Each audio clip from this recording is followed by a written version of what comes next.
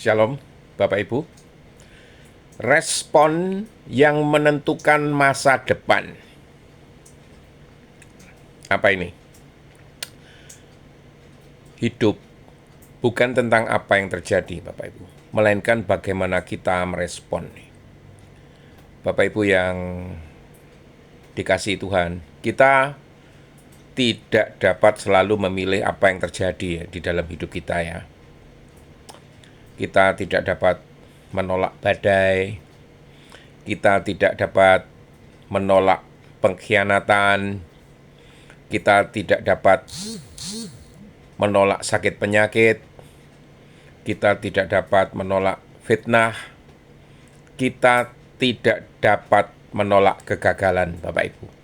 Tetapi ada satu hal yang selalu dapat kita pilih ya. Kita dapat memilih respon kita ini. Masalah tidak menentukan masa depan seseorang, Bapak Ibu. Responnya lah yang menentukan. Badai yang sama dapat menenggelamkan satu kapal, dan justru badai yang sama juga dapat mengantar kapal lain ke pelabuhan yang baru, Bapak Ibu. Api yang sama dapat membakar jerami, tetapi juga dapat memurnikan emas ya. Matahari yang sama dapat melelehkan lilin, tapi juga dapat mengeraskan tanah liat, Bapak Ibu. Bukan keadaan yang terutama menentukan hasil akhir. Responlah yang menentukan hasil akhir. Karena itu Tuhan tidak terlalu fokus pada besarnya masalah kita. Tuhan seringkali lebih memperhatikan bagaimana hati kita bersaksi terhadap masalah itu, Bapak Ibu. Nah, respon pertama yang benar adalah berhenti memandang masalah dan mulai memandang Tuhan. Ini. Ketika Laut Merah ada di depan dan tentara Mesir ada di belakang, bangsa Israel panik, Bapak Ibu. Mereka berteriak, mereka mengeluh, mereka menyalahkan Musa. Mengapa, Bapak Ibu? Karena mata mereka tertuju kepada masalah. Musa berbeda, Bapak Ibu. Ia memandang Tuhan. Maka Musa berkata, "Jangan takut, berdirilah tetap dan lihatlah keselamatan dari Tuhan." Keluaran 14 ayat 13. Perhatikan baik-baik. Laut Merah tidak langsung terbelah. Tetapi sebelum laut terbelah, hati Musa sudah tenang terlebih dahulu. Inilah rahasia orang beriman, Bapak Ibu. Mereka tidak tenang karena masalah sudah selesai. Mereka tenang karena Tuhan belum berubah atau merubah masalah itu. Banyak orang berkata, "Aku akan percaya kalau mujizat terjadi." Tetapi iman berkata, "Aku percaya sebelum mujizat terjadi." Karena iman tidak bergantung pada keadaan.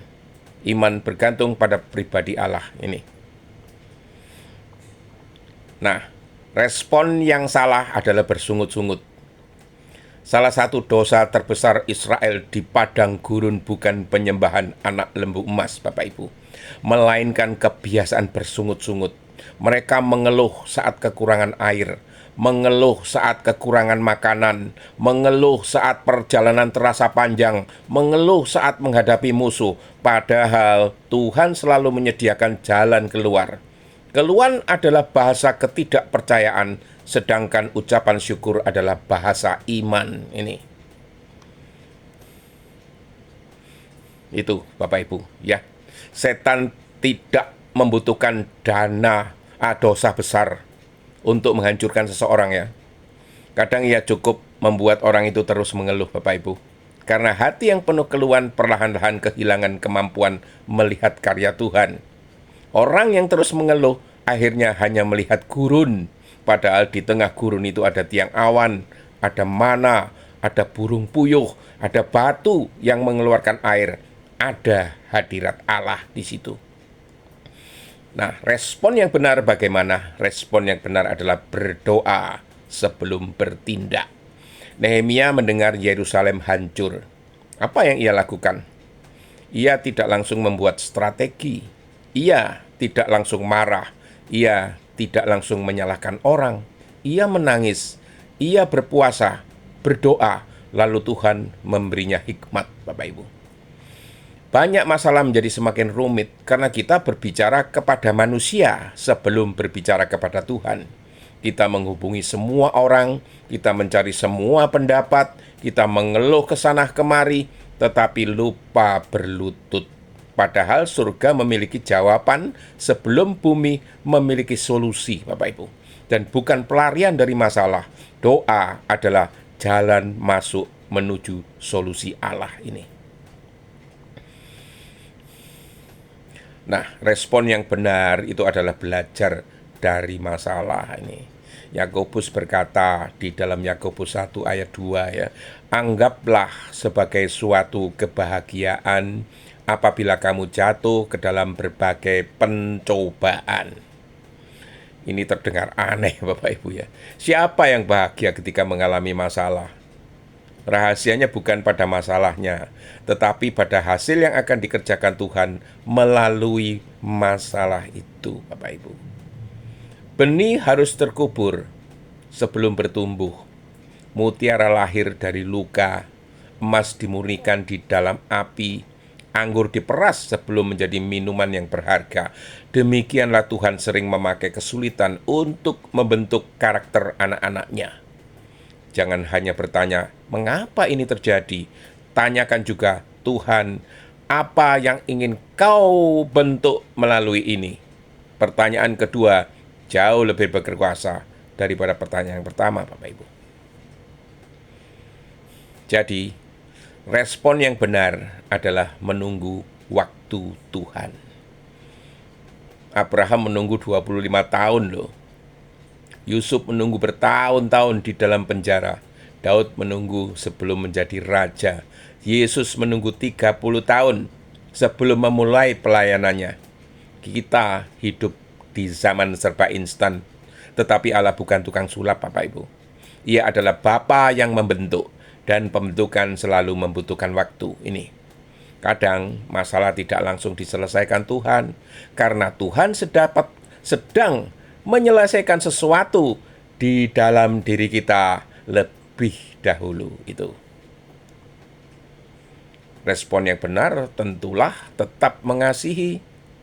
Ketika disakiti, dunia berkata, balas. Ketika difitnah, dunia berkata, hancurkan. Ketika dikhianati, dunia berkata, putuskan hubungan. Tetapi Yesus berkata, kasihilah musuhmu. Salib adalah respon Allah terhadap dosa manusia. Allah memberi kasih, manusia memberi paku. Allah memberi pengampunan, manusia memberi kematian. Allah memberi kehidupan. Respon Kristus lebih kuat daripada tindakan manusia. Dan ketika kita berespon dengan kasih, kita sedang mencerminkan karakter Bapa surgawi, Bapak Ibu. Respon tertinggi adalah menyerahkan semuanya itu kepada Tuhan. Ini yang bisa dan harus kita lakukan. Di Taman Getsemani, Yesus berdoa, bukan kehendakku, melainkan kehendak-Mu-lah yang jadi.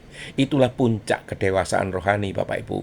Bukan ketika semua doa dijawab, bukan ketika semua masalah selesai, tetapi ketika hati berkata, Tuhan, aku percaya kepadamu, sekalipun aku belum mengerti. Ini iman sejati tidak berkata Tuhan pasti melakukan apa yang aku mau. Iman sejati berkata Tuhan akan melakukan yang terbaik bagiku. Itu. Ada orang-orang yang sedang membaca pesan ini dan sedang menghadapi persoalan yang berat tentu ya. Mungkin masalah keluarga, mungkin ekonomi, mungkin pelayanan, mungkin kesehatan. Mungkin pergumulan yang tidak diketahui oleh siapapun ya. Engkau telah berusaha mencari jawaban ke banyak tempat, tetapi Tuhan berkata, jangan hanya mencari jalan keluar, carilah aku. Karena ketika engkau menemukan Tuhan, engkau akan menemukan damai yang tidak tergantung pada keadaan. Dan ketika damai itu datang, jalan akan terbuka. Dan ketika jalan terbuka, engkau akan melihat bahwa Tuhan telah bekerja bahkan ketika engkau mengira dia diam itu.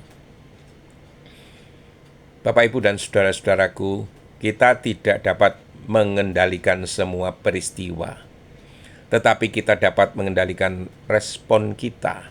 Saat masalah datang, jangan panik, pandang Tuhan, jangan bersungut-sungut, bersyukurlah, jangan terburu-buru, berdoalah. Jangan hanya bertanya mengapa, tetapi tanyakanlah apa yang Tuhan kehendaki. Jangan menyerah, nantikan waktunya. Jangan membalas kejahatan, tetaplah mengasihi.